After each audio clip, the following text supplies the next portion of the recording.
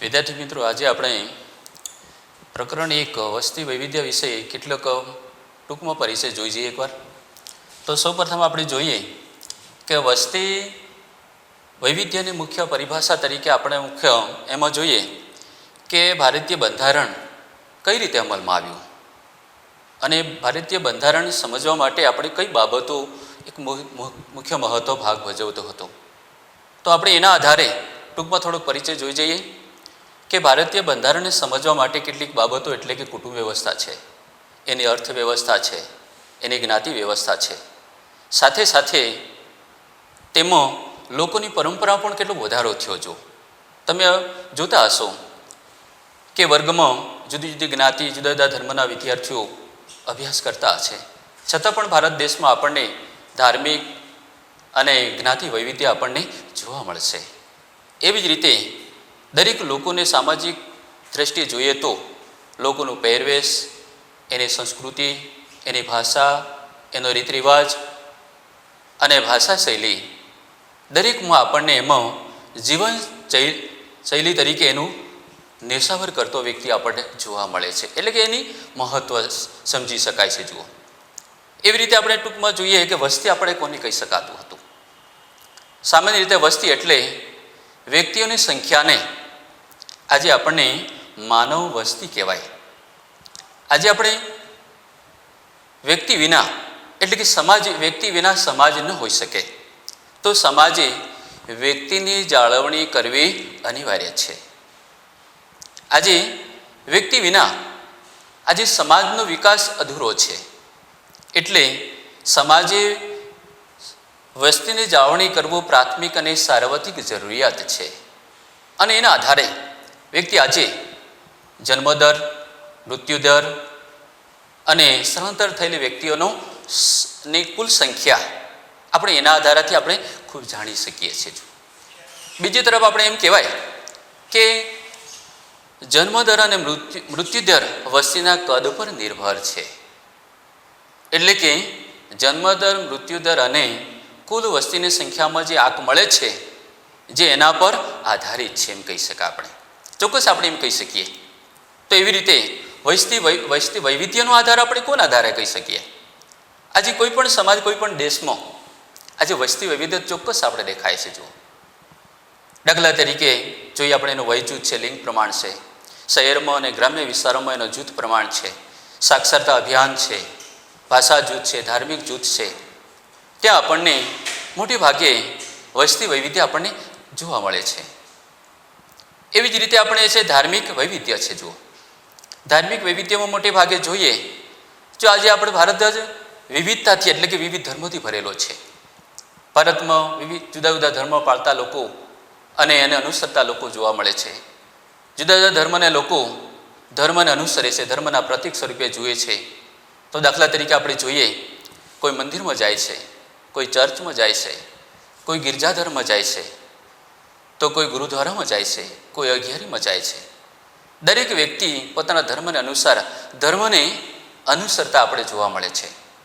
અને સામાજિક કોટીકરણ માપદંડ પ્રમાણે આ ધર્મ ભારત દેશ એવી રીતે જોડાયેલો છે એમ કહી શકાય. આજે આપણે જોઈએ ભારતમાં સૌથી વધુ વસ્તી કયા ધર્મને આપણે જોઈ, કયા સમુદાયને આપણે જોઈ શકાય? તો આપણે એમ કહેવાય હિન્દુ સમુદાય છે. ભારતમાં સૌથી મોટો લઘુમતી સમુદાય કયો? તો આપણે એમ કહી શકાય ઇસ્લામ સમુદાય કહી શકાય.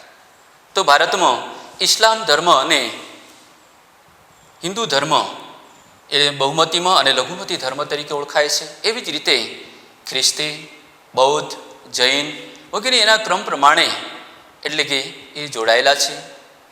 અને એવી રીતે આપણને વિવિધતાથી એકતા, આપણને અહીંયા વિશ્વ બંધુતાની ભાવના આપણને અહીંયા ચોક્કસ દેખાય છે. અને એના આધારે ધર્મનું વૈવિધ્ય આપણે ત્યાં જોઈ શકાય છે. બીજી તરફ આપણે જોઈએ કે વસ્તી ગણતરી ભારત સરકાર 2011 એમાં મોટે ભાગે જોઈએ તો વસ્તી ગણતરી આપણી કોની કહેવાય? તો ભારત સરકાર દર 10 વર્ષે વસ્તી ગણતરી કરાવે છે. અને દર 10 વર્ષે વસ્તી ગણતરી કરવામાં આવતી પદ્ધતિની સેન્સસ તરીકે ઓળખાય છે. વસ્તી ગણતરીને આધારે ભારતમાં કુલ વસ્તીનો ક્ષેત્રફળ જાણવા માટે એના લિંગ પ્રમાણ પર આધારિતથી આપણે જાણી શકતા હોઈએ છીએ. તો ભારતમાં અતિ વસ્તી ધરાવતો દેશ તરીકે આપણે ઓળખાય છે. જુઓ, અતિ વસ્તી ધરાવતો દેશ એટલે કે એમાં 10,000 પુરુષે સ્ત્રીઓનું પ્રમાણ કેવું છે? અસમાનતા જોવા મળશે, એટલે કે વધઘટ આપણે જોવા મળશે. ક્યાંક રાજ્યમાં વધશે તો ક્યાંક રાજ્યમાં ઘટાડો દેખાશે, તો ક્યાંક વિસ્તારમાંથી પણ વધારે આપણને જોવા મળશે. જુઓ, તો ભારતમાં સરેરાશ 10,000 પુરુષે લિંગ પ્રમાણ 940 છે. તો એવી રીતે ભારતમાં સરેરાશ કેરળ રાજ્યમાં 10,000 પુરુષે સ્ત્રીઓનું પ્રમાણ 1,084 છે, એટલે કે એના પ્રમાણ કરતાં થોડો વધારો દેખાયો. એવી જ રીતે દીવ દમણ દાદરા નગર હવેલી એટલે કે કેન્દ્રશાસિત પ્રદેશમાં 10,000 પુરુષે સ્ત્રીઓનું પ્રમાણ 618 છે, એટલે કે સૌથી એનો દર નીચો ગયો, સૌથી નીચલા દરજ્જા તરફ ગયો. તો એવી રીતે આપણે ગુજરાતમાં જોઈએ 2011ની વસ્તી ગણતરી પ્રમાણે 10,000 પુરુષે સ્ત્રીઓનું પ્રમાણ 918 છે, એટલે કે ક્રમાનુસાર વધઘટ આપણને દેખાય છે. બીજે જોઈએ આપણે ભારતમાં સૌથી વધુ વસ્તી ધરાવતું રાજ્ય કયું? ભારતમાં આપણે અહીંયા જોઈએ કે ભારતમાં સૌથી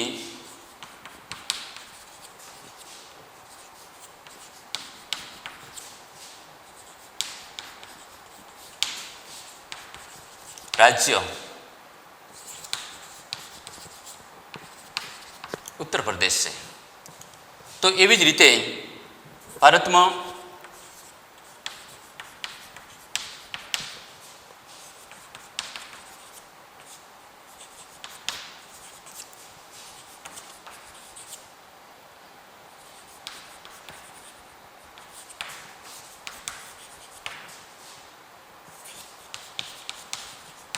ઉત્તરાખંડ છે, એટલે કે સૌથી ઓછી વસ્તી ધરાવતું રાજ્ય કયું છે? ઉત્તરાખંડ છે. એમાં આપણે જોઈએ તો કુલ વસ્તીના 16.49% લોકો વસવાટ કરતા આપણને ત્યાં જોવા મળે છે. તો એવી રીતે અહીંયા 0.84% જેટલા લોકો ઉત્તરાખંડમાં સૌથી ઓછી વસ્તી ધરાવતા પ્રાંતમાં વસવાટ કરે છે. આ એક આપણને ધાર્મિક વસ્તી વૈવિધ્ય તરીકે જોઈ શકીએ છીએ. એવી જ રીતે આપણે સાંસ્કૃતિક વૈવિધ્ય છે. જુઓ, આજે આપણે જોઈએ મોહેંજો દડોથી શરૂ કરીને સાંસ્કૃતિક દ્રષ્ટિએ હડપ્પા સુધી આજે વિકાસની તકો ખૂબ જ ઉજળી થઈ રહી છે. આજે વેદકાલીન, ઉત્તર વેદકાલીન, બ્રિટિશ યુગ, મધ્યયુગની તરફ જોઈએ તો આજે ખૂબ જ ભારત દેશ આજે ધમધમી રહ્યો છે, વિકસી રહ્યો છે. દરેકની પોતાની આવડત પ્રમાણે અને કૌશલ્ય પ્રમાણે આજે વિકસતો રહ્યો છે. દરેક દેશને આજે કોઈ પણ કાર્યમાં પારંગતતા છે, નિપુણતા છે. કોઈને વહીવટમાં શોખ છે, તો કોઈ ચિત્રકામમાં શોખ છે, તો કોઈને નૃત્ય કરવામાં, સંગીતમાં, દરેકમાં પોતપોતાની આગવી શૈલી વિકસાવે છે. અને એના આધારે ભારત આજે અજોડ સ્થાને પહોંચવા પામ્યું છે. અને એવી રીતે આપણે જોઈએ ભારત સાંસ્કૃતિક દ્રષ્ટિએ ઉત્તરથી દક્ષિણ અને પૂર્વથી પશ્ચિમ તરફ આજે વિકાસની આજે અજોડ યશોગાથા તરફ આપણે જોઈ રહ્યા છીએ. દાખલા તરીકે કાશ્મીરથી કન્યાકુમારીથી અને કોલકાતાથી કચ્છ તરફ, એટલે કે ભારતની વિકાસની નજરો આજે ચારો તરફ આજે વિકસી રહ્યો છે. અને સાંસ્કૃતિક દ્રષ્ટિએ એનું બહુ મૂલ્ય વધતું રહ્યું છે એમ કહી શકીએ આપણે. જો એના પછી આપણે જોઈએ કે ઉત્સવો છે. આજે ભારતીય મિત્રો જોઈએ કે ભારત એટલો વિવિધતાથી એટલે કે વિવિધ ધર્મોથી ભરેલો દેશ છે, તો ઉત્સવો પણ એટલા જ વિવિધતા ભર્યા આપણને દેખાય છે. જુઓ, ભારતમાં મોટે ભાગે જુઓ કે રાજ્યો અને કેન્દ્રશાસિત પ્રદેશોમાં ઉત્સવો ખૂબ જ ધામધૂમથી ઉજવવામાં આવે છે. હોળી, દિવાળી, દશેરા, ક્રિસમસ, તરુપર, ક્રિસમસ વગેરે આજે તહેવારોની એટલી જ ઉત્સાહપૂર્વક ઉજવણી કરવામાં આવે છે. તદુપરાંત આજે બુદ્ધ પૂર્ણિમા છે અને મહાવીર જયંતિની ઉજવણી પણ એટલી જ ઉત્સાહપૂર્વક તેમને કરવામાં આવે છે. જુઓ, આવી રીતે ઉત્સવોની સ્થાને એનું ખૂબ ઉચ્ચ સ્થાને આપણે લઈ શકીએ છીએ. જુઓ, આગળ જોઈએ આપણને એને મુખ્ય ભાષા છે. જુઓ, આજે આપણે ભારતમાં અનેક પ્રકારની વિવિધતા આપણે દેખાય છે. વિવિધતાથી ભરેલો દેશ કહેવાય કે ધર્મથી કહેવાય, ભાષાથી કહેવાય, સંસ્કૃતિ કહેવાય. તો વિવિધતાથી પણ ભરેલો વિવિધતા, ભાષાની પણ વિવિધતા એટલી છે. ભારત સરકારે બંધારણ દરજ્જો 22 ભાષાઓને બંધારણ દરજ્જો આપ્યો છે. ભારતમાં દરેક રાજ્યમાં જુદા જુદા વિસ્તારોમાં એટલે કે રાજ્યોમાં જુદા જુદા પ્રાદેશિકતા ભાષાની બોલીમાં વિવિધતા દેખાય છે. જુઓ, દરેક લોકો ભાષા શૈલી વિકસાવી રહ્યા છે. દાખલા તરીકે કન્નડ, તેલુગુ, મલયાલમ, કન્નડ, ઉર્દુ, ફારસી, અંગ્રેજી, મણિપુરી, ડોગરી વગેરે ભાષાઓ જે આજે એક વિવિધતાથી ભાષાનું મહત્ત્વ સ્થાન આપ્યું છે. આજે આપણે એમ કહેવાય ભાષા સંસ્કૃતિને ટકાવે છે અને ભાષા સાહિત્યનું અંગ પણ કહેવાય છે. એટલે ભાષા સાહિત્યને આધારે આજે ભારત દેશ સંસ્કૃતિ દ્રષ્ટિએ જોઈએ તો આજે અજોડ આજે એની ભાષાઓ વિકસી રહી છે, અજોડ સ્થાન પામ્યું છે. એ રીતે જોઈએ આપણને મુખ્ય પોશાક તરીકે આપણે જોઈએ, જેવી રીતે આપણે જોઈ ગયા ભાષા જોઈ ગયા, એની વિવિધતા જોઈ ગયા, તે એવી રીતે પોશાક પણ એટલી જ વિવિધતા છે. જો દરેકમાં પહેરવેશ પ્રમાણે એટલે કે પ્રદેશ અનુસાર ધર્મ પ્રમાણે વિવિધતા, પોશાક પ્રમાણે વિવિધતા આપણે દેખાય છે. જો દાખલા તરીકે આપણે ભારતમાં જોઈએ, પંજાબમાં પંજાબી છે, ગુજરાતમાં ગુજરાતી સાડી છે. એટલે કે દરેક લોકો બુરખા, રીધા, પાઘડી વગેરે એના ધર્મ પ્રમાણે આજે પોશાકની પણ વિવિધતા આપણે ચોક્કસ જોવા મળે છે, ચોક્કસ આપણે પણ જોઈ શકીએ છીએ. જો એટલે કે આના આધારે આપણે જાણી શકતા હોઈએ છીએ. જો અને એના આધારે આપણે આગળ જોઈએ કે લોકોનો મુખ્ય ખોરાક શું હશે, કે ભારત દેશના મુખ્ય ખોરાક પ્રદેશ અનુસાર ઉત્પાદન દ્રષ્ટિએ દરેક લોકોના રાજ્ય પ્રમાણે અને વિસ્તાર પ્રમાણે આજે ખોરાક પણ એટલી જ વિવિધતા છે. ભારતના મુખ્ય મેદાની પ્રદેશમાં વસતા લોકોનો મુખ્ય ખોરાક તરીકે ઘઉં, જુવાર અને બાજરી જેવા ખોરાકોને આરોગતો તેલીબિયા પદાર્થોનો ઉપયોગ કરતો જોવા મળે છે. એટલે કે ભારતમાં ઘણી બધી વિવિધતા છે. એવી રીતે આપણે દરિયા કિનારે વસતા લોકોનો મુખ્ય ખોરાક છે ભાત અને માછલી છે, એટલે કે તેમનો મુખ્ય વ્યવસાય ખોરાક તરીકે લે છે. એવી રીતે દરેક લોકોની આજે ગુજરાતી થાળી, પંજાબી થાળી, સાઉથ ઇન્ડિયન થાળી, સ્વામિનારાયણ થાળી, દરેકમાં એક વિવિધતા જ છે આપણે. એટલે કે લોકો આજે ભારતીય વિવિધતામાં ભાષાની રીતે જોઈ ગયા, સંસ્કૃતિ એટલે કે બોલીની રીતે આપણે જોઈ ગયા, ખોરાકની રીતે આપણે જોઈએ છીએ, તો એમાં દરેક પ્રકારે આપણે વિવિધતા તો આપણે ચોક્કસ દેખાય છે. જુઓ ત્યાર પછી આપણે જોઈએ, હવે પછીનો મુદ્દો આપણે જોઈએ જીવન નિર્વાહની રીતો છે. જુઓ એમાં આપણે ખાસ કરીને જોઈએ તો એમાં પહેલાં તરીકે અત્યારથી આપણે જોઈએ જીવન નિર્વાહની રીતો આપણે મોટે ભાગે શું કહેવાય કે માનવી અનેક રીતો જીવન જીવવાની અનેક રીતો અપનાવે છે. જુઓ અનેક માનવી સૌપ્રથમ રોજગારી મેળવવા માટે એક જગ્યાથી બીજા સ્થળે કેમ જાય છે, તો ત્યારે તે સાંસ્કૃતિક એક પ્રત્યક્ષ યા પરોક્ષ રીતે વહન કરીને આજે સાંસ્કૃતિક વૈવિધ્યમાં શું કરે છે, વધારો કરે છે. જુઓ ચોક્કસ એનો વધારો કરે છે. જુઓ એટલે કે તેમાં આપણે ભારતીય સંસ્કૃતિ વિવિધતાનું એક વાતાવરણ ઊભું કરે છે. જુઓ ત્યાર પછી આપણે વંચિત સમૂહ આપણે કોને કહેવાય. જુઓ આજે આપણે એમ કહેવાય ભારતના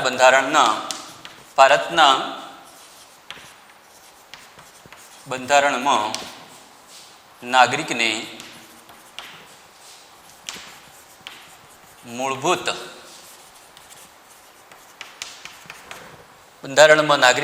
અધિકારો આપ્યા છે, જે દરેક પ્રત્યેક વ્યક્તિ, એવી જ રીતે સાથે સાથે વંચિત સમૂહ પણ વિશેષ અધિકારો આપ્યા છે. એવી રીતે વંચિત સમૂહોને પણ એટલા વિશેષ અધિકારો આપ્યા છે.